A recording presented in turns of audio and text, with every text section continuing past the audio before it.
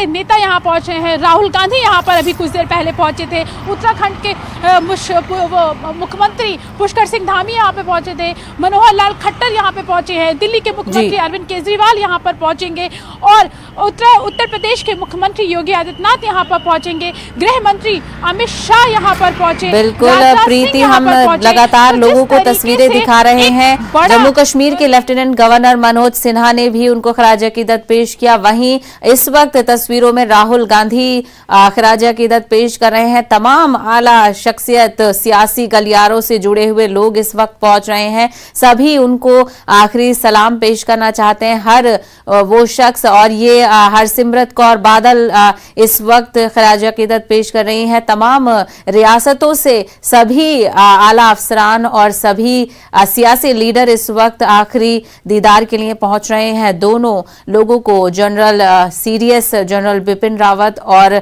मधुलिका रावत, दोनों लोगों को खराज अकीदत पेश किया जा रहा है।